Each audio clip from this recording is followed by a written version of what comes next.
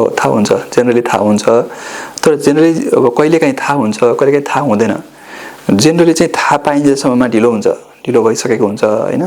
अब मान्छेले भन्छ नि दुब्लाउन थाल्यो भोक लाग्न छोड्यो डायरिया लाकोलाई गर्यो हैन यस्तो भयो अब 10 किलो दुब्लाएँ त्यसपछि मलाई उल्टी हुन्छ भमिट हुन्छ खानेलाई मन लाग्दैन त्यति बेलासम्म प्राय ढिलो भएको हुन्छ त्यो क्यान्सरको सिस्टेमिक लक्षण भयो के तिनीहरू त्यसकारणले अब हामीले चाहिँ अब अर्ली डिटेक्सनमा ध्यान दिनुपर्छ अर्ली डिटेक्सन भनेको चाहिँ एउटा बिरामी भएर हामीले गर्नुपर्ने कुरा के हो भने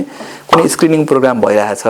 कुनै चेकअप भइरहेछ ल क्यान्सरको स्क्रिनिङ भइरहेछ भने दौडी गएर अब त्यहाँ गएर भाग लिनु पर्यो हैन के गरे दिशाको चेक गर्लान् तिनीहरूले रगतको चेक गर्लान् पिसाबको चेक गर्लान् के चेक गर्लान् जुन चेक गर्छन् त्यसमा आफू भाग लिनु पर्यो त्यसमा के रहेछ नि पत्ता लाग्छ कहिलेकाहीँ प्रोस्टेट क्यान्सरको पिएसए चेक गर्यो भने पत्ता लाग्न सक्छ हैन दिशाको चेक गरेर कहिलेकाहीँ आन्द्राको क्यान्सर पत्ता लाग्न सक्छ पिसाबकै चेक गरेर कहिलेकाहीँ केही रोगहरू पत्ता लाग्न सक्छ यस्ता कुराहरू हुन्छ नि त त्यो कुरा याद गर्नु पर्यो त्यसबाहेक कुनै स्पेसिफिक लक्षण छ मलाई धेरै समस्या छैन त्यही पनि मलाई पिसाबमा रगत आयो म दौडिदै अस्पताल जानु पर्यो दिशामा रगत आयो दौडिदै अस्पताल जानु पर्यो हैन मलाई भमिट भयो भमिटमा अलिकति रगत मिसिया छ दौडिदै अस्पताल जानु पर्यो हैन खका सकारमा रगत आयो त्यसपछि दौडिदै अस्पताल जानु पर्यो शरीरमा कतै गाँठाकुटी आयो दौडिदै रगत अस्पताल जानु पर्यो गिचा ब्रस गर्दाखेरि गिचामा अलिकति बढी रगत आयो एक्चुअली गएर चेक गराउँ हस्पिटल भन्ने सोच चाहिँ राख्नु पर्यो हैन कुनै घाउ खटिरहेछ सन्चो भइरहेछ हैन बढ्दै चाहिँ गइरहेछ अथवा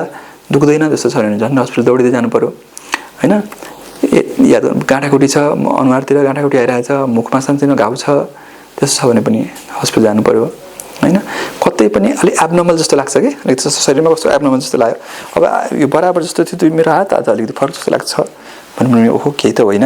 जाम न चेक गरौँ के बिग्रिन्छ र भनेर हस्पिटल जानु पर्यो सचेत हुनु पर्यो मेन कुरा